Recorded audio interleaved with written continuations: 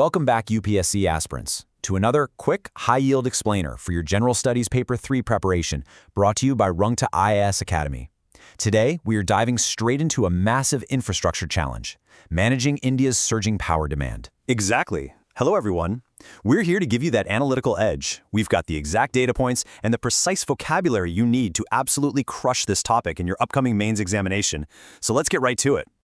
Let's start off with an absolutely crucial data point.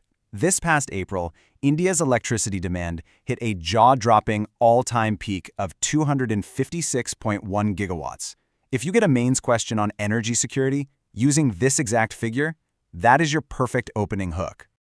Right, but to really unpack that number, we need to understand what peak demand actually means in practice. Basically, it refers to the highest point of electrical power consumed on a grid over a very specific period, usually just a 15-minute interval. And this typically happens during a highly concentrated 2 to 4 hour window of extreme demand. Think about it. The entire power sector, generation, transmission, the whole shebang, has to be engineered just to survive these brief, intense periods. And this timing mismatch creates what we call a classic duck curve effect. You see, while solar energy helps us sail smoothly through the daytime, we hit these incredibly steep evening peaks right after sunset. In fact, non-solar hours recently saw a 2% deficit, which is over 4,200 megawatts. This specific vulnerability regarding timing is a brilliant analytical point to drop before the interview board. So you might be wondering, what exactly is driving this rapid surge? Well, over just a 5-year period, peak demand shot up a staggering 37%. We went from 183 gigawatts back in December 2020 to well over 250 today. The structural drivers here are pretty straightforward. Steady household electrification, surging air conditioner usage, the growing penetration of EVs, and of course, sustained agricultural consumption. Now this brings us to how states actually manage this load. Primarily, they rely on long-term power purchase agreements, or PPAs, to secure baseline stability. This covers about 85 to 90% of their demand.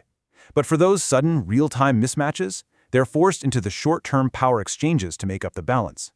And during recent peaks, these volatile exchange prices spiked so dramatically, they actually hit the strict regulatory ceiling of 10 rupees per unit.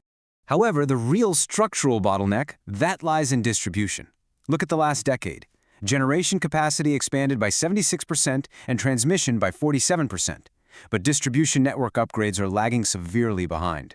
Listen to this. Nearly 13 lakh distribution transformers fail annually across India. Aspirants definitely note down this high-value comparison.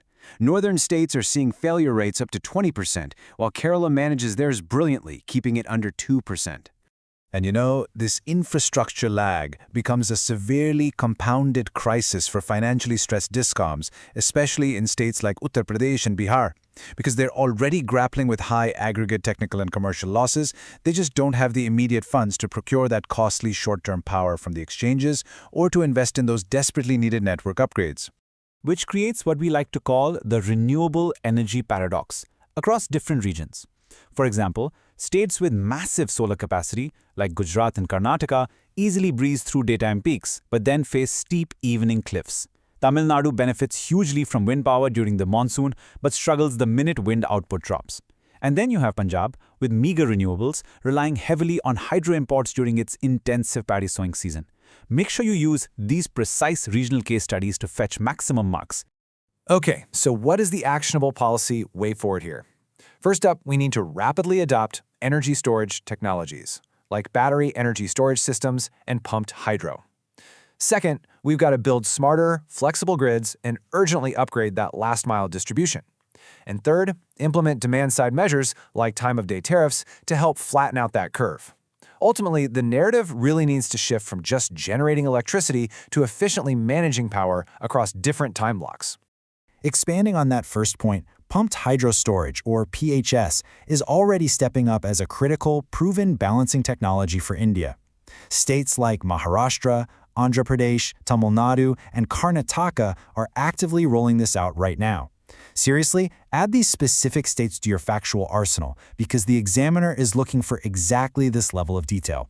To wrap up this explainer, here is a highly probable 15-mark UPSC question for your daily answer writing practice. Critically analyze the role of renewable energy in managing India's surging power demand. Suggest measures to ensure grid stability. Absolutely. Practice structuring your 250-word answer using the duck curve analysis, those distribution bottlenecks, and the regional examples we just covered. And as you write, pose this question to yourself. Are we merely patching up a 20th century grid, or are we truly building a resilient power network for India's future? Keep learning, keep writing, and we'll see you in the next explainer.